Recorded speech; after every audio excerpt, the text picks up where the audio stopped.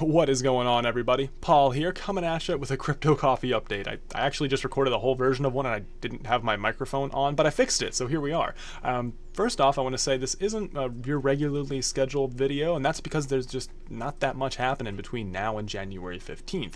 Just a really slow time. Everybody is enjoying the holiday season with their friends, family, and loved ones, and getting geared up for the new year. After all, 2019 looks to be a huge year for crypto, bearish or bullish regardless, as huge amounts of adoption and technical development is occurring in the space. So with that said, let me be the first to say happy holidays to everybody out there, and a sincere thank you. Really, it's Cryptide's first year ever, and we've had such a successful one. We have huge things planned for 2019. It's going to be amazing in terms of how much we grow, and really, it's all thanks to our hard work, and that includes you guys. Sharing information, just liking and watching the videos is a huge piece of support, and we very much appreciate it. You're helping to make the crypto space the best it could possibly be, and so with that said, cheers to you guys. This is your simultaneous sip for such a great year.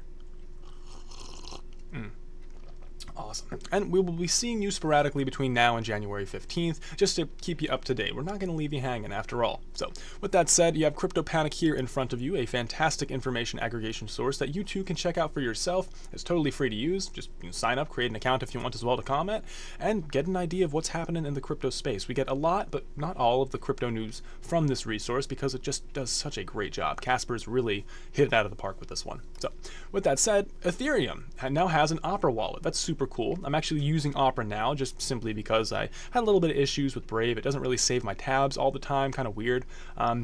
But with that said, nonetheless, now with Opera having an Ethereum wallet, I can go ahead and interact with the Ethereum network over Opera, which is really cool. Now, what this means for adoption is neither here nor there. I don't think everybody's going to be jumping onto it immediately, but it definitely is a sign that the Ethereum network is becoming more widely adopted. After all, Amazon Web Services, they released a Hyperledger implementation of blockchain, and the next one they're going to be rolling out is for the Ethereum network. So I don't think Ethereum is going away anytime soon. Even if a new implementation of a smart contract platform came out that overhauled pretty much everything and did it in a really innovative way, maybe that was even already proof of stake, proven after 5 years. Ardor, love those guys. Well, I just simply don't think they would have the capacity to quickly leapfrog over Ethereum. I mean, Amazon, guys, that's a huge entity. Well, I think the world's largest company. I think they surpass Apple. Well, that's neither here nor there as well. Point of the matter being, they are the predominant smart contract platform and will remain so for years to come, as I see it. Even if there is a better implementation that eventually surpasses them, the immediate future belongs to Ethereum just because of the institutional relationships that they've developed thus far. See, even my guinea pigs are happy about it. But you can see here it has ERC 721 support. Of course, CryptoKitties, that was the first ERC 721 smart contract that bloated the Ethereum network pretty badly. Offered a great example of a real-life stress test, though. But with that said, this is just a fantastic demarcation in terms of adoption, a milestone perhaps in terms of browsers integrating Ethereum and Web3 functionality. Let me know what you think of this kind of stuff, as well as my hypothesis about the predominance of Ethereum below in the comments. Sharing is caring. So moving on, what is Bitcoin? Top Google questions for 2018. So that's awesome.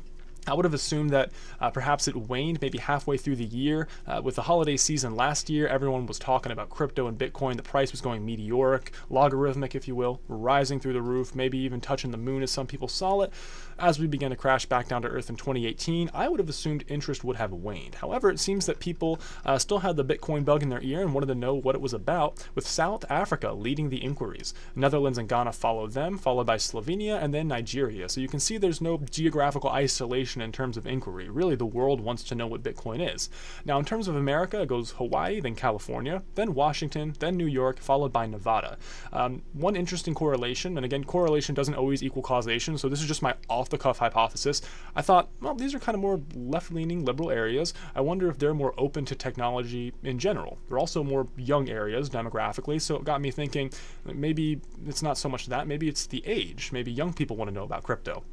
Then I thought, well, wouldn't they already know? I figured maybe after last year's Christmas and Thanksgiving, everyone talking about cryptocurrency, maybe grandma and grandpa out in the Midwest would be more interested. So I found this this spread in terms of interest really perhaps unexpected, but again, correlation doesn't always equal causation. So what do you guys think below in the comments? I just find this kind of thing particularly interesting to see how groups and individuals sometimes defy expectations and sometimes see the predictability that you would expect. So really just interesting stuff. The real takeaway here is that it topped Google questions. That's really awesome, guys. So who's to say if this will continue for 2019? Maybe we'll have another solid year of bear market where interest kind of falls down a little bit. Institutions continue to build out the infrastructure before we have another psychological resurgence in terms of the public mind. But yeah, let me know what you think of that as well. Really great stuff. Great year so far.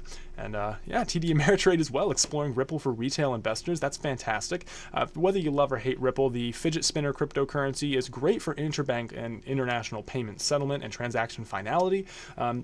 Has plenty of proven use cases between the central banks of South Korea and Japan and beyond, and Swift is even taking a look at that sort of thing in terms of how to overhaul their really aged and continually aging systems that currently work with central banks all over with their proprietary systems.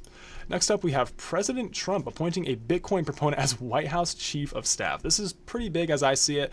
Whether you love or hate President Trump, he's the president, so it is what it is. I try to stay out of U.S. politics as much as possible for that exact reason. It's very visceral, and the vitriol is scathing, to say the least. So I just want everybody to do them and leave each other alone if they wish to be left alone, and just voluntarily roll in the groups they want to roll in. After all, we can all just live in peace and harmony. What, world peace? I know it's a horrible political platform. It's so broad. That's why I'm not a politician. With that said, the guy's name is Mulvaney. He is apparently the Office of Management and Budget, or OMB. So he's the current director of that, and he's being shifted over to Chief of Staff, which is pretty exciting. He also heads up the Blockchain Caucus, which is the big takeaway. This is a guy who has been spearheading information about cryptocurrencies into the United States government. And he's being somebody that's involved with the United States government, not myself, but this guy, that's pretty big. He's kind of sticking his neck out there for a technology that remains relatively young, relatively unproven. I know, 10 years working history is still, really impressive for, revolutionary technology, but nonetheless, to see somebody sticking their neck out like this and now being named Chief of Staff, this is somebody who can potentially put the Bitcoin bug, as we phrased it earlier, into the President of the United States' ear and begin to think about it in a more positive light. That's pretty big. Moving on, we got the Permian oil reserves. This isn't crypto related. I just found this super cool. The Permian oil basin may be twice as big as previously thought. Now, for those who don't know, this is like in the top left-hand side of Texas, and it's basically just like a giant sea of oil. Huge. It's basically had the huge confluence of fracking coming out of there, large amounts of production in terms of oil happening, so that's extremely exciting. With that said, it's now twice as big as we previously thought, which is gigantic. This is huge for U.S. oil production. Here is a chart that shows the U.S. oil production capping out in about 1970 or so, as it began to slowly crash downward after all the easily accessible oil began to crash and disappear as it was mined out. And then, boom, fracking is invented, and you have this gigantic resurgence in terms of oil capacity. So with that said, the United States is now officially oil independent, as we saw in a previous Crypto Coffee update. This can have huge implications for not only geopolitics, but for the world over, as well as the oil prices. And considering that OPEC now looks to be potentially on its last leg, this could mean anything. It's really up in the air. One thing's for sure, though, I don't think that gas companies can justify the gigantically high gas prices that we see at the fuel pumps anymore. So boom, holiday season, cheap travel. With that said, that's all we have for the Crypto Coffee update. I mentioned there's really no conferences going on. Really quiet times, guys. So happy holidays, Merry Christmas, and a Happy New Year. I'll definitely talk to you guys before then, but nonetheless, it's a great holiday season, good times to spend with friends, family, and reflect on the year past and get an idea of what positive changes you want to implement for the year to come. So with that said, much love, guys. Thanks so much for watching. I'll talk to you guys soon. My name is Paul, signing off, and remember, we are Cryptide, and the tide is rising, as well as the year count. Woo!